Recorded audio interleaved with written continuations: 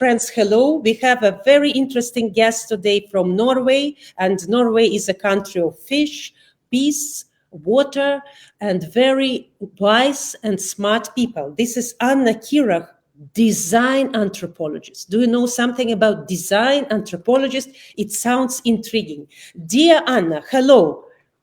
Hello, it's so nice to be with you. Thank you so much for coming. Tell me, please, you worked with huge corporations like Microsoft and others, and you were doing design anthropologist. Believe it or not, we don't know what is that. Can you explain what is that? It's a fairly new field. When I started out as a design anthropologist, there were only two in the whole world, and now you can actually study it. So that's something I feel very proud about and humbled at the same time. Because when I started, I didn't know what I was doing. The situation, let me first explain what it is. It's basically using anthropology and methods in anthropology, which is the study of human nature, human beings, cultures, and applying that in organizations, but also applying it to the people organizations serve. And the people organizations serve, we call customers, but I don't, because we need to remember we serve people. So we serve people inside our organization and we serve people outside. And for me, the expression people we serve, that's why I'm here. I serve, now I work at a university, I serve the students, I serve my colleagues, and I serve the companies that work with us. Absolutely. This design anthropologist, isn't it when they describe that this person is a reflector, this person is something else? Is it that, or what is this? What is anthropologist? No, I'll give you the example. So you all may know the Dreamliner, the Boeing plane. Yes. When they were first discussing how to make it, a bunch of engineers have been working in the aerodynamic industry, so they know how to make an airplane. But what they didn't know was, how are people on airplanes? How are the passengers? How are the flight attendants? And how are the pilots? How do they work? What challenges do they have? Or what do they like? So one of the first research questions that I saw, or actually I didn't know it was a problem, but any of us who have taken a long distance flight know how boring that is. So one recommendation as an anthropologist was, we need 24/7 screens that we have control over. In the old days, it was a flight attendant who made a movie. Press the button at a certain time. And there was only one movie for everybody. Do you have it or not? You have to watch Mr. Bean. Yes. And now, if you look at what we have, that came from this kind of research of understanding people, understanding everyday people in their everyday lives and their not so everyday lives. So you look at both things. I researched life events, life stages, to be able to help companies understand truly what motivates us, what our real needs are. And from that, we can create products and services that are meaningful and relevant to the people we serve. That is great, Anna. And tell me, please, how being anthropologist can help you? Are you studying the ancient motivation for people to run or to jump or to hunt? What is the motivation? How it's different for Japanese person and for person who lives in Norway, for example? It can be very important to understand cultural differences. And that helps us to understand why a product or service maybe doesn't work in one place and what kinds of changes we need to make it work in a place. So that's one level of it. But it's really about just understanding people. So I can say something about tribes, because people go, oh, don't you study tribes in deepest, darkest Africa? And the answer is yes. But we also study tribes right in your neighborhood. So neighborhoods are a tribe. A company could be like a tribe. And one tribe that I love is the Kalahari. They live, they live in the Kalahari Desert. It's a tribe that's in the Kalahari Desert. And when they have a lack of resource, they come together and they share more, they care more, and they talk more together, because they know these three things are the most important thing to avoid conflict.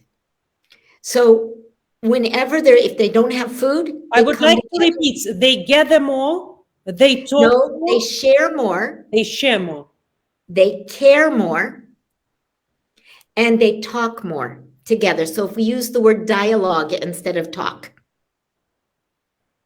And these three things they do to avoid conflict. And because we know when there is a lack of a resource, whether it's in a corporation, whether it's in a small business, whether it's in a neighborhood or a nation, what happens is people can go into conflict. But what this tribe did was the complete opposite. So I use that knowledge often in my work. I work a lot in situations, whether it's two departments that are fighting together, or whether there is a conflict between the customer and the organization because we're not making the right product, we're not listening. How can we understand these things from the difference between anthropology and psychology is anthropology looks more at group behavior, whereas the psychology is looking at the individual behavior. Tell me, please, now I think your professionalism and your job is more important than ever, really ever, because now we are interested how to stop the conflicts between the groups. And I don't want at all to go politics now, and we promise because we are smart women, but even in the companies, a lot of people are divided by the groups. I like that social media and I like that social media, or I like Britney Spears, or I like Justin Bieber. And if you don't like both, we are enemies. How do you recommend to, if these people working in one group, let's say there are 30 people, but 15 people, they like that, 15 people like that, but they work in one, let's say they work in Microsoft. There's actually a rule. And we call them principles. And in the line of business I work in design, we talk about design principles. And the number one principle is in any conflict, both sides are right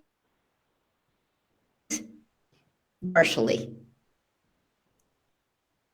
In any conflict. And what we have to do, instead of saying, I'm right, no, I'm right, now I'm right, we have to look and see, well, it's like a triangle. If you think of a triangle, this person is arguing in this. If we do it this way, we'll never get anywhere.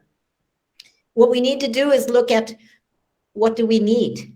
We have to look beyond the relationship and look at the third leg of the relationship and to understand, for example, if 15 like Justin Bieber and 15 don't, so what do you need? What do you like together? What can we agree upon? We're both humans, or we've got, you can go to the basic. But can we change the topic? Let's say if one like Justin Bieber and they like Britney Spears, I will say, and two of you like ice cream. And 30 will say, 30 of us like ice cream. Or I should give them Madonna. I should give them this. Can I change the topic or no? Yes. And that's the whole point, is we have to find out where we are together. And when we are able to do this, we can agree on working together, and we can begin to create principles, again, design principles that allow us to work together. That is a very important point. Three-leg principles triangle, that we should turn it from one way to another and look at this triangle.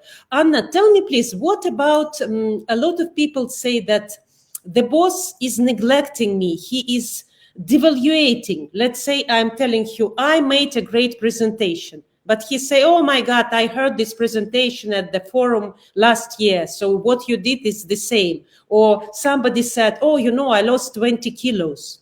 If he was 100, now he's 80 kilos. But for somebody who is 55, you're still fat for me. How to remove this devaluation, when somebody devaluate your knowledge and everything. Very often I'm asked that question, like if somebody is not appreciating you in the company, how to change the atmosphere? The only thing I know to do, and there's two options. One is to leave. The one that I would ask is that cultures are created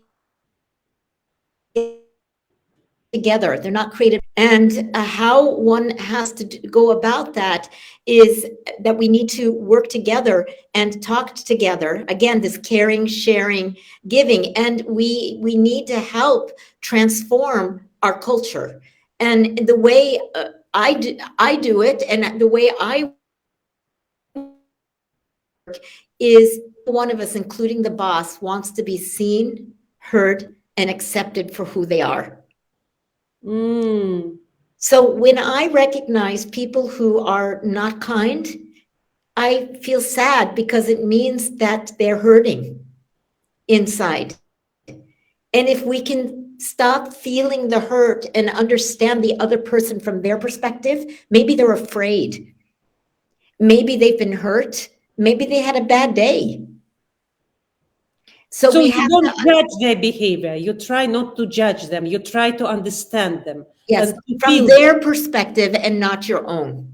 And the biggest challenge we have is we have something called the fundamental attribution error, which is when somebody is not unkind to us, we call them an unkind person. But actually, the situation was unkind. And when we learn that people are not, and when we can accept that and begin to question, why is he so angry? Why is he so mean to me? And begin to think and see from the other perspective. So anthropology is about understanding other perspectives than our judgment. So I think this anthropology is really very helpful, and design anthropology is very helpful in solving problems, in solving conflicts in the companies, between the tribes. And as my final question, Anna, to you, how about the conflicts from anthropology point of view between men and women? If a husband is rude to his wife, or he is saying, okay, your role is not that important because I'm bringing money and you are staying in the house, bringing children, and he's trying to devaluate. And of course, very often I receive this question from women when the man can raise the voice, especially in Arabic world. He can even have 4 wives, and he can raise the voice, and it's very difficult to bear that. Should we also address it and using anthropology point of view? Well, it becomes there's a fine line between anthropology and psychology, because psychology is on the individual level, and now we're talking about 2 individuals, and that becomes difficult. But what's important in that thing is trying to understand from his perspective and helping the man understand the woman from their perspective. And being again in the relationship, that when there is conflict in a relationship, both sides are right, but only partially. And what does the relationship need? So go back to the triangle and understand, what does it need? Perhaps the wife says, I'm feeling that you're very disrespectful to me. I need for this relationship to work. I need that you show me respect. Maybe, and that's something they can agree upon. So he can still have his opinions, but that he uses a respectful way to show them. So as I understand, anthropologist is more about anthropology about understanding the other person, understanding the other tribe's point of view. Yes. Going out of this circle and trying to be above the situation and thinking about what he might think and how we can come to the negotiation and to the conclusion and to the conflict solving. So I think, Anna, what you're doing now is a very, very important job. I wish to put you on the monument that you can shine, because a person like you really can help solve conflicts, wars, and battles between countries, between groups, between men, between women, between everybody. And I think everybody now, from schools, universities, huge corporations, like you were headhunted for Boeing because they knew that you have some talent to solve this, now should study that, because this is It's what we need in the world that we live in today. I firmly believe we need to understand and learn the tools that help us to understand other cultures without judgment. And the key is without judgment. And that's how it works. And there's another thing I can tell you about, which is called positive deviance. And that is that we have a tendency to look at the negatives. So we look, if we have a white sheet of paper, we look at the black dot instead of all the white around us, you know? Well, what if we turned it around and looked for the white dot? So we have a problem. And in any group of people that have the same problem, and let's take the example of the Middle East and the male and the gender issues. There are women who do not have those challenges. What can we learn from them who succeed with their husbands and everything else? What do we learn from them? What are their behaviors that they do that we can learn from and make viral? So in every group, there are positive deviants, no matter what. That is wonderful, because it makes you look from the bigger angle instead of looking these black dots, looking at white dots. And I think we should use that in negotiations, moderation, meditation. You know, when you meditate, when you moderate the conflicts, and when you help your kids. Mediate, yes, mediate. It's very good for mediation, for be able. And it really, yes. Anna, I want to thank you very much. I knew that people in Norway are very smart, but you really exceeded my expectation. And I wish us all of us live in peaceful planet. Thank you so much for your knowledge.